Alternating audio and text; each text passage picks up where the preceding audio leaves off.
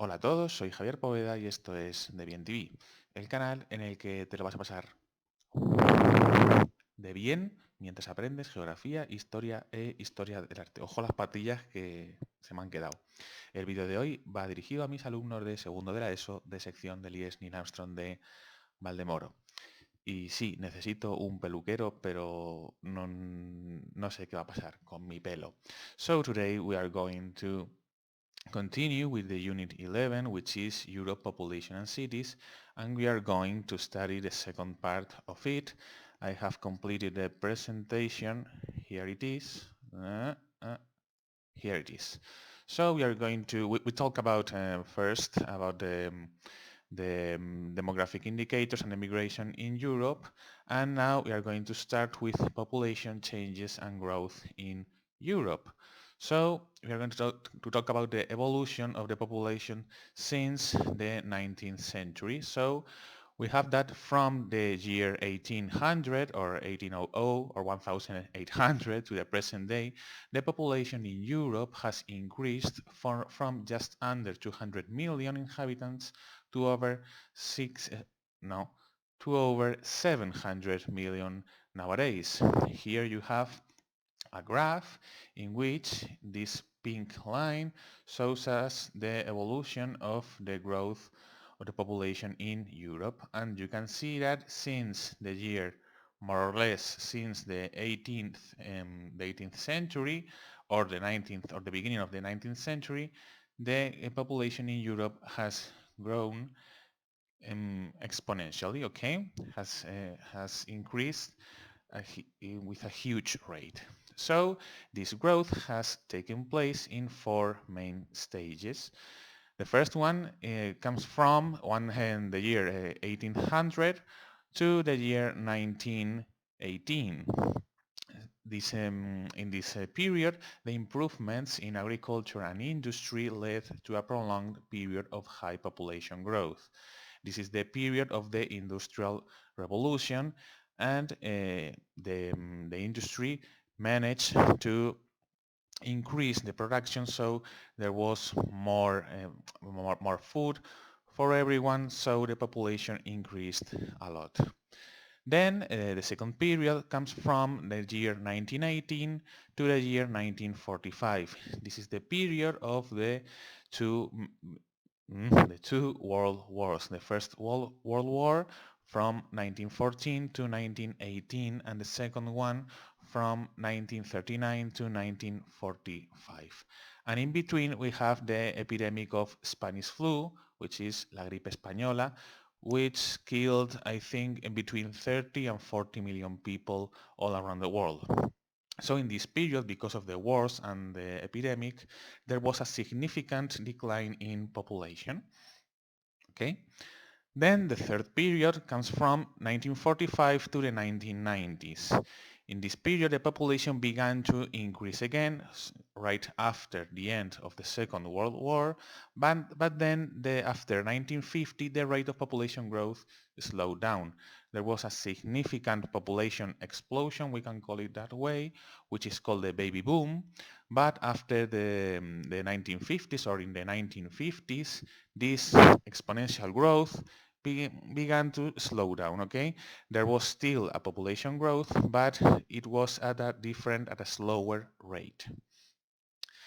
And finally, from the 1990s to the present day, in which the population growth is stagnant, which means that it doesn't grow, okay? It doesn't grow, but it doesn't decline. More or less, it is stable, the natural increase, due mainly to aging populations and a decrease in birth rates.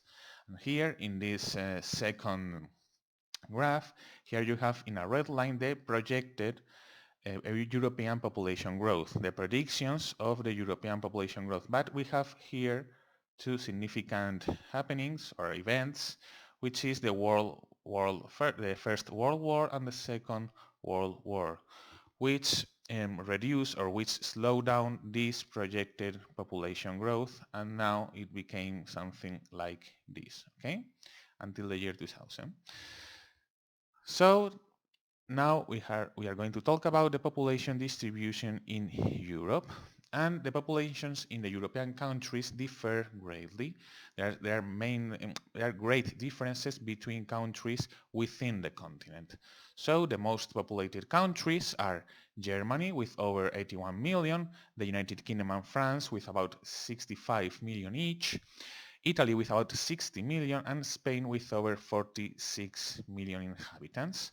Okay, there's a special case, which is Russia, which has around 145 million, but Russia, as you know, has territory both in Europe and in Asia, so we cannot count all of its inhabitants and compare it to the rest of Europe. And we have all these very populated countries, but however, most European countries have less with only two S's, another typo, than with H, another typo, which has less than 10 million inhabitants.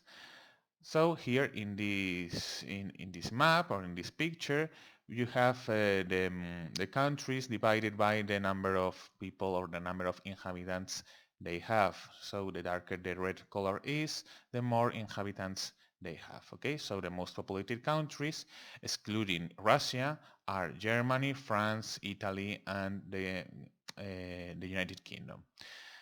And now we are going to talk about the population densities, and the highest population densities are found in Europe in the most economically developed areas, which is normal, which include large urban spaces.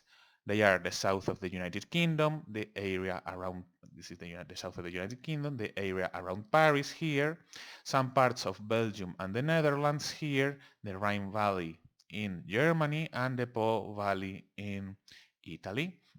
And all this area, it is known as the blue banana. Okay, this is because it's well, blue because someone thought it should be blue, and banana because of its shape, which is more or less similar to a banana. And then other densely populated areas are the Mediterranean coastlines of Spain, France, and Italy. All of this area here is very populated also. And the main river valleys, because people or the main cities used to be, or well, or yes, used to be next to rivers, and large metropolitan areas like Madrid in Spain, Stockholm in Sweden, which is here, and Athens in Greece, which is here. Okay, and on the other hand, the lowest population densities are found in Eastern and Northern Europe, okay? In Eastern Europe and in Northern Europe, in countries such as Iceland, which is not shown in the map, well, in this one it is, Norway, which is this one, because they are located in high latitude areas, in polar zones, and Russia, which also has a lot of territory, which is with a polar climate, and so it's not very suitable for human life. Let's go on, and we're going to see what are the factors affecting population distribution in Europe. And the main ones are physical relief and social and economic factors. So the physical relief, we can acknowledge that the lowest number of inhabitants and population density in Europe are found in mountain ranges, which is obvious, and the northern and eastern regions with cold climates. Here you have a map of the population density, and the lowest values have this yellow color. As you can see, the lower ones are Iceland, Scandinavia, and some areas of Eastern Europe. The European population tends to concentrate in river valleys because they are suitable for living and for agriculture mostly, and coastal areas where there are milder climates, remember milder, más templados, and better transport links than in a mountain range, than in the top of the mountain, which is obvious. And then regarding social and economic factors, we have to know that population tends to concentrate where there are more work opportunities, better salaries, and better quality of life and accessible services such as education or healthcare. So population tend to concentrate in the most economic developed areas, in the most rich countries, which are Germany, Italy, France, and the United Kingdom, and also the countries of the Benelux. So here the most concentrated areas in Europe are these ones in this dark blue, I think this is, which is all of this area here, which we know it is called the blue banana. Let's move on, and now we're going to talk about the population structure in Europe. And we have to know that Europe has an aging population because of around 17.6% of its inhabitants are aged over 65 or over. No, or over 65 or over, no, they are aged over 65. Tras, tras. Remember that an aging population means that this was another typo. An aging population means that there are more inhabitants which are 65 years old or over than inhabitants that are 14 years old or lower. Here you have the difference, this continuous line. Um, the population over this line are the eldest, and the population below this line are the children. So as you can see, there is way more percentage of population above 65 than below 14. Well, in this population pyramid, you have to the actual population pyramid of Europe is this one which is colored, okay? This one here for men, and this one here for women. And this one which is empty, these values which are empty, is a projection for the year 2080, okay? For the next 60 years. Well, so continuing with this, the countries have different types of population structures by age. We have countries in Europe which have a high aging population, such as Germany and Italy, with over 20% of the inhabitants which are elder. And they have high life expectancy and a positive net migration because they are rich countries, so they received people. Then we have countries with an average aging population, a normal, more or less aging population, such as Bulgaria and Ukraine. And these countries have had a negative net migration for many years. So many people have left these countries. Then countries with a moderately aging population, such as Ireland and Iceland, and these countries have a positive net migration. They receive people. And finally, countries with a low proportion of older inhabitants, such as Albania and North Macedonia.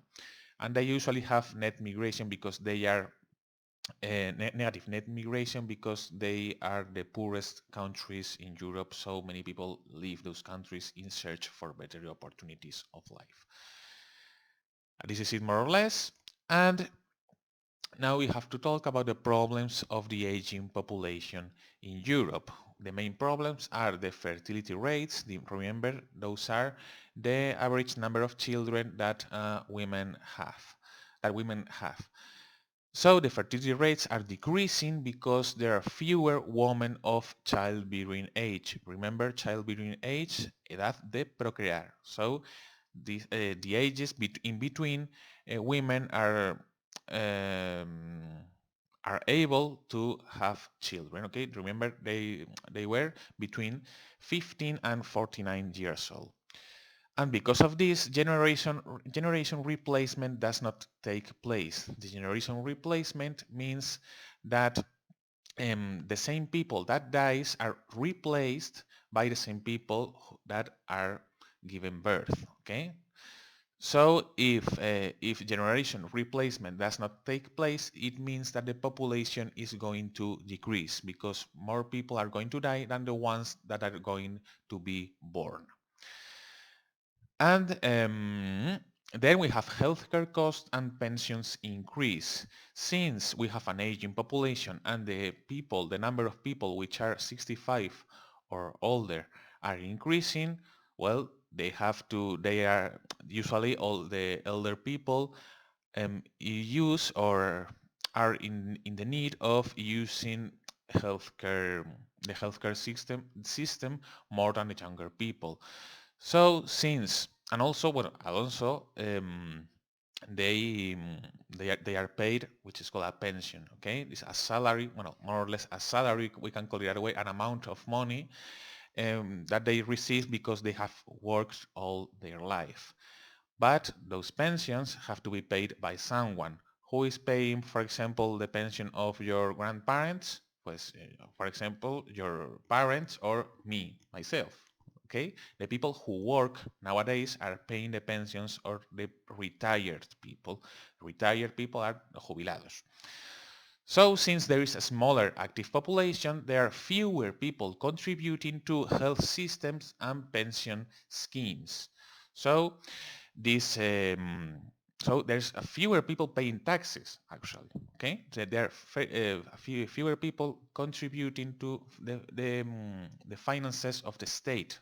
So there's a problem, or there will be a problem, for example, in Spain to pay the pensions, for example, to paying for paying my pension, because you, my students, will be the ones who will pay my pension, but I am not sure that that is going to happen.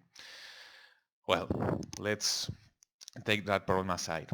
And in Europe, the countries have taken some measures to solve these problems, and they are called the demographic policies, okay, the políticas demográficas.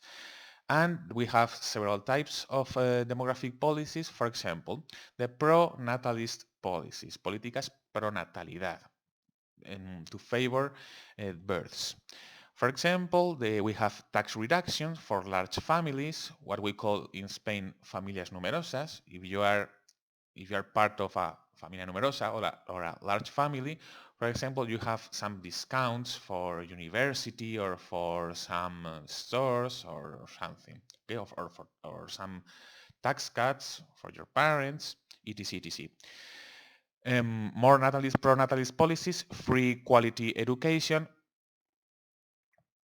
not in Spain, and scholarships for university education, neither in Spain.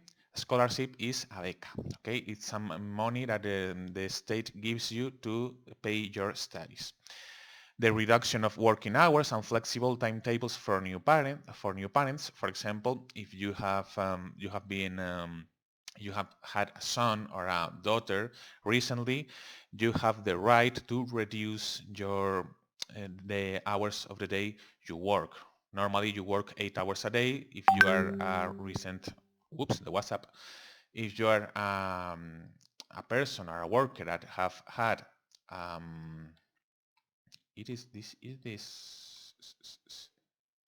let me, here. So I was talking, I'm sorry, but my PC is giving me some problems. So I was saying that if you have had a children recently, for example, in Spain, you can stop working for, I think it is for 12 weeks or 8 weeks, I'm not sure. Depends if you are the father or the mother. And or you can reduce your working timetable. Then the European countries are making adjustments in retirement pension schemes. For example, some countries reduce the pension payments, so the retired people received less money, or delay the age of retirement. And here you have the retirement age in Europe. Usually, or in most of the 20th century, the retirement age has been set in most of the countries, or at least in Spain, in 65 years old. When you reach the age of 65, you stopped working and you could begin earning or being paid a pension. Okay, but lately the government has been trying to delay, well, or has achieved to delay the retirement age. And for example, in Spain, it would be 67 years old. You will have to be, say, 67 in order to be paid a pension. And so the state is saving money. And finally, the controlled immigration policies. They aim to attract young immigrants to do the jobs that the people that live in the country doesn't or don't want to do, for example, in agriculture. And in addition, these immigrants pay taxes and increase the birth rates, because usually the immigrants, the fertility rate of the immigrants is way higher than the ones that already live here, than the nationals, okay? And since these immigrants come to work, they pay taxes and they contribute to the to the payment or of this of the pensions or of these demographic policies. That's why the governments are enforcing these kind of policies. They are attracting people to our country, well, to the country, to each country, to they are luring them to work here. And let's go to the final part, which is urban population in Europe. And about 80% of the population of Europe lives in urban spaces. Even though most of Europe, let me check, okay, this is working. My PC is doing some stupid things. The presentation is going, okay, here we are. Even though most of Europe consists of rural space, but we have already studied that the population density was very high in Europe, or at least in some zones it was very high, so that's the explanation of this. The southern and eastern Europe have a lower percentage of urban population than, I don't know, this PowerPoint keeps correcting me, my THAN to this TAA. I was going to say some word I don't want to say. Than Northern and Western Europe because of, first, the different rates of economic development, because there are some countries that are richer than the other ones, and the definition of a city, because there is no agreement about the size nor the population required to call a place a city. Okay, there is not a unified definition in Europe to call a settlement a city or not. For example, here you have a chart in which it is shown the minimum population threshold, which is the minimum of inhabitants for a settlement to be considered a city in different countries. This means, for example, that 23 countries considered a settlement or a town to be a city when its inhabitants are over 2,000. For example, this happens in France, I think. In France, if a town has 2,000 inhabitants, it is considered a city. In Spain, for example, to be considered a city, a settlement, a village,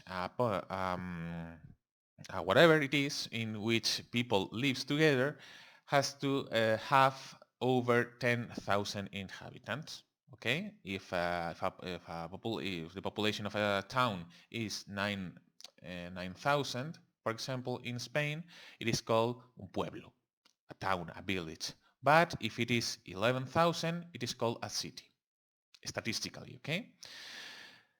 And finally, about the urban spaces in Europe, we have to know that over 35% of the urban population in Europe lives in an extensive, in very large urban areas with over 300,000 inhabitants, in very large cities. Remember the blue banana. But a new model of urban development has appeared since the 1970s. Why? Because of the urban problems such as pollution, the traffic congestion, and the high housing prices. You remember that we studied this in the Unit 9 about cities? There it is. All of these problems have motivated people and businesses to relocate to smaller towns near urban spaces, and this has resulted in an increase of urban population in smaller and medium-sized cities. So many people and many businesses has been leaving the big cities and they have been settling in around the cities. Do you remember the metropolitan areas in the cities? This is a result of this new model of urban development that started back in the 1970s. Okay, so I think this is all for this unit, and let's make some magic. Okay, this is all for this unit, for this second part of Unit 11.